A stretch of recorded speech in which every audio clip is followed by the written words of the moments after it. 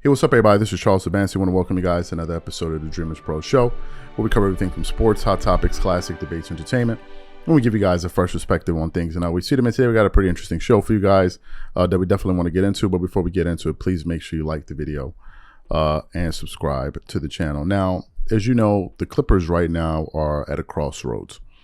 After having yet another disappointing season where they kind of set up everything in order for them to get to the playoffs, be healthy, and go out there and try to win a championship, and they ended up doing the exact opposite. About 3 to 4 weeks before the playoffs started, Paul George had a right knee sprain. Y'all saw that. And then we now found out that Kawhi Leonard got injured in game one of the playoffs. Now, as y'all know, one of the key insiders, or one of the people that have been right about a lot of the information surrounding Kawhi Leonard has been Skip Bayless over the years.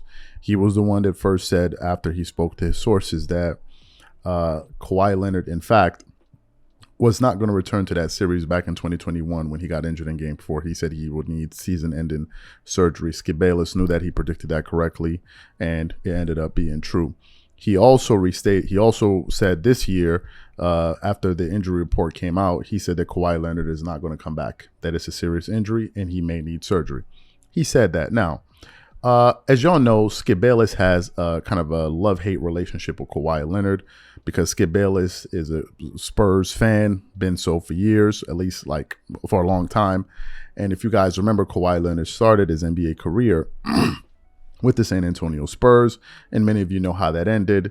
Kawhi Leonard and his team had an issue with the Spurs medical staff, ended up creating a clash. Even some players like Tony Parker and these guys had a players-only meeting where they basically asked Kawhi Leonard, like, hey, why aren't you playing? So it didn't work out, right? Because Kawhi felt like they were trying to rush him out there, and y'all know the story, and he ended up parting ways with them. Fantastic. Well, according to Skip Bayless, it seems like we may be seeing a part 2 of this type of situation with the Clippers and Kawhi Leonard and his team, because he's saying that Kawhi feels like the Clippers tried to rush him out there prematurely to go out there and play when he wasn't ready. And he also doesn't appreciate some of the negative press he has received as a result of that. But before we get into Skip's comments, this video is brought to you by our sponsor, Aura, who's also the official sponsor of the T-Wolves. Do you know what the fastest growing crime in America is today? It's identity theft. Imagine trying to log into your email only to see that your password has been changed. Then you start getting weird notifications from your bank and credit cards only to find out that all of your personal and sensitive information has been totally compromised. If you think it can happen to you and your family, just know that in 2020, over 49 million Americans were victims to identity theft, costing them a combined $56 billion. That is why we are excited to partner with Aura, who's the sponsor of this video. Aura is the #1 identity theft and financial fraud protection.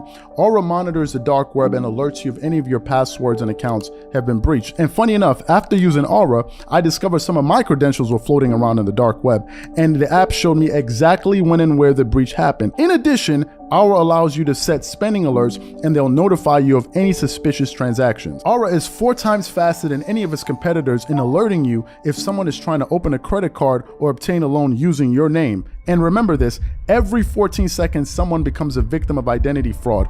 Don't let it happen to you. Now click the link in the description and try Aura for free for 2 weeks and see if any of you or your family's personal information has been compromised. Start your free trial at aura.com/dreamerspro. And when you try Aura, by using the link in the description below, also know that you're supporting this channel.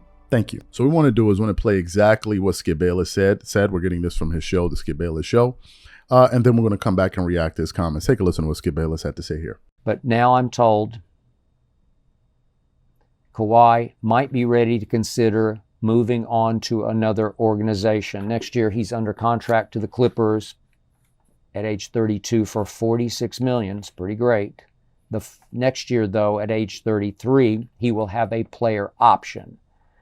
So is it possible he will demand a trade ahead of next season or even ahead of next season's trade deadline?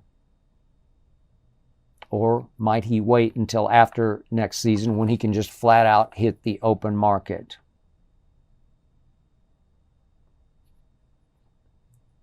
This is just ironically painful for me to watch carefully because I know so many people in and around Kawhi.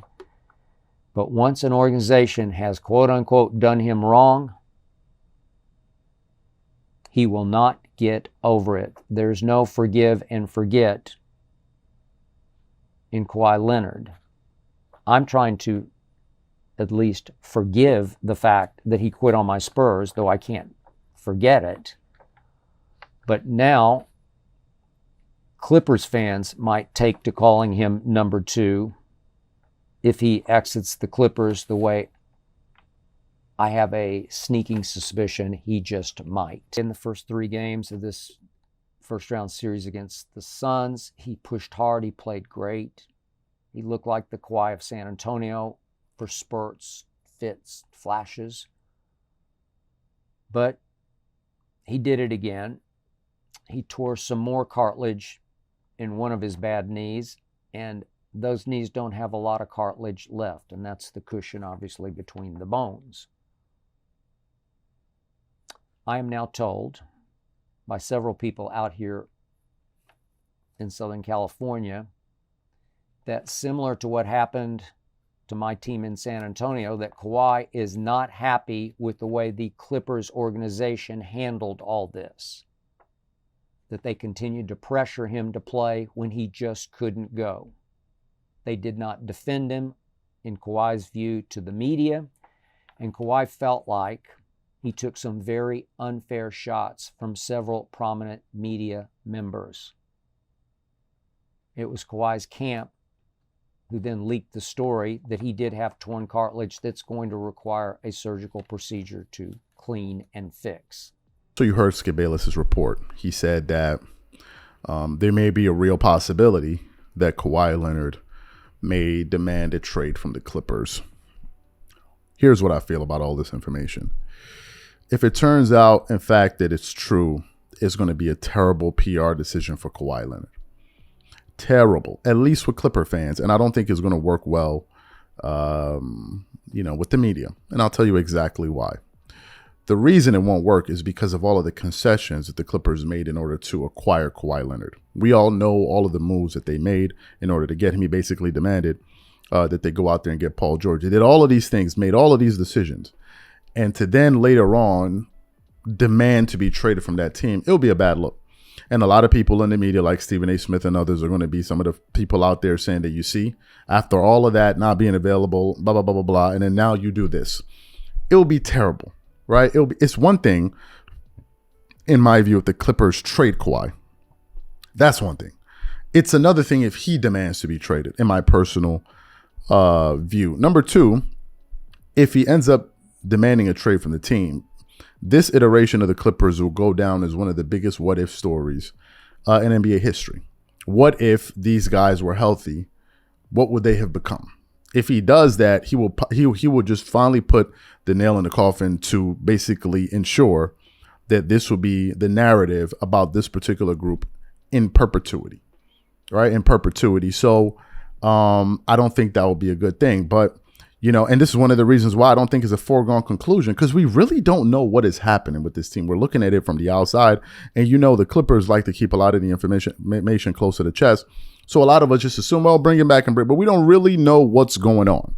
We don't really know what's going on, right? So these are things that we have to kind of watch unfold. I think it's going to be a pretty interesting summer. And I think that there are going to be some fireworks, by the time the Kawhi Leonard, Paul George experiment with the Clippers comes to an end, because there are a lot of things at play. And if you think about it from a monetary standpoint, the Clippers are going to be in the luxury. Well, they've been in the luxury tax. But with the new rules included within the CBA, they're going to be paying a stiff penalty, to keep these guys on the contract. So there are a lot of things to pay attention to. And that's why a lot of people are just looking at this from an emotional standpoint. You also got to look at it from a monetary business standpoint as well. There are a lot of things to take into consideration with this group. So for Kawhi Leonard to request a trade, according to Skip Bayless's information, it would just be a total mess. But these are my thoughts. So what I want to know from you guys is simply this. What are your thoughts on the information that Skip Bayless shared on his podcast? Whatever you guys think, please leave your thoughts and comments in the comment section, and we catch you on the next show. Peace.